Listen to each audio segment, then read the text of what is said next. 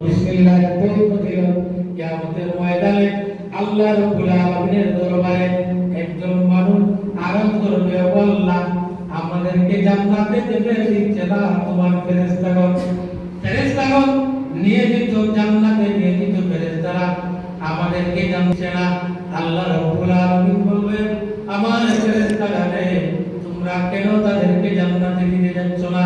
জান্নাতের দরজা কেন তোমরা খুলে দিচ্ছ না?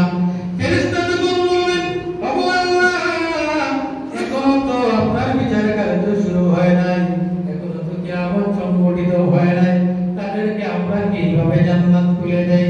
আল্লাহ বলবেন, তাদেরকে তোমরা জান্নাত খুলে দেওয়ার জন্য তাদের দুইটা গুণ রয়েছে। দুনিয়াতে থাকতে তারা সবর করত, ধৈর্য করত, শত বিপদ পাওয়ার পরে, শত মুসিবত হওয়ার পরে তারা আমার উপরে দৃঢ়, আমার উপরে তারা ভরসা করত, তারা সবর করত, ধৈর্য রাখত। এজন্য আমি আল্লাহ দুনিয়াতে তাদেরকে ঘোষণা দিয়েছিলাম পুরস্কার স্বরূপ, ইন্নামা ইউওয়াফাস সাবিরুনা আজরাহুম বিগাইরি হিসাব। দুনিয়াতে আমি তাদেরকে ঘোষণা দিয়েছিলাম বেহিসাব তাদেরকে আমি দান দিব, দান করব, প্রতিদান দান করব। এজন্য তাদেরকে তোমরা জান্নাতের দরজা খুলে দাও। আর দুই নম্বরে কারণ হলো দুনিয়াতে তারা সর্বদা আমি আল্লাহর নাম বলে, বিসমিল্লাহ বলে সকল কাজ করত। সুবহানাল্লাহ, সুবহানাল্লাহ। এজন্য বিসমিল্লাহর ফজিলত এতই বেশি মর্যাদা। আপনি বাসে উঠছেন, বিসমিল্লাহ পড়েন, মোটরসাইকেল চালাইতেছেন, শুরুর সময় বিসমিল্লাহ পড়েন, ঘর থেকে বের হচ্ছেন বিসমিল্লাহ পড়েন, আপনি বাজারে যাচ্ছেন বিসমিল্লাহ পড়েন, আপনার যে কোনো কাজ শুরু করবেন আল্লাহর নামে যদি শুরু করেন, আল্লাহ আপনাকে বেহিসাব রিজিক দান করবেন, যেটা আপনি কল্পনাও করতে পারবেন না। সুবহানাল্লাহ, কল্পনাও করতে পারবেন না। আপনাকে এমন জায়গা থেকে রিজিক দেওয়া হবে।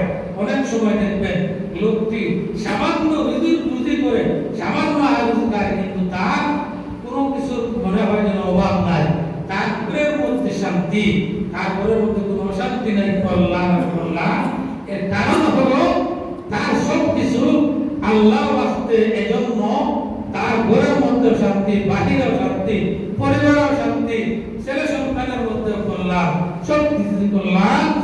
এই কল্যাণ কে দিয়েছেন? আমার আল্লাহ। এই কল্যাণ দিয়েছেন আমার আল্লাহ। এজন্য সব কাজ করব আমরা আল্লাহর নাম নিয়ে। যদি মনে করেন না কিছু না, ছোট্ট একটা আমল মনে করো, এই বিসমিল্লাহর আমলটা আমরা বেশি বেশি করে করব। এই বিসমিল্লাহর আমলের মাধ্যমে আল্লাহ আমাদের জীবনের মূল ঘুরে দিতে পারেন। এটা অবিশ্বাস্য কিছু নয়। আল্লাহর ওয়াদা কিন্তু বেকার নয়, ঠিক কিনা? আল্লাহ যেটা ওয়াদা করেন সেটা পূরণ করেন। আল্লাহ যেটা ওয়াদা করেন সেটা পূরণ করেন। দুনিয়াতেও সেটা আপনার পূরণ করে দেন, আর আখিরাতে তো অবশ্যই পূরণ করেন। দুনিয়াতে সেটা পূরণ করেন কেমনে? প্রতিদান স্বরূপ। দুনিয়াতে পূরণ করে প্রতিদান স্বরূপ। এই দুনিয়ায় আমরা অনেক কাজ করি, কিন্তু কাজ করার পরে আমরা গাফিল অবস্থায় থাকি।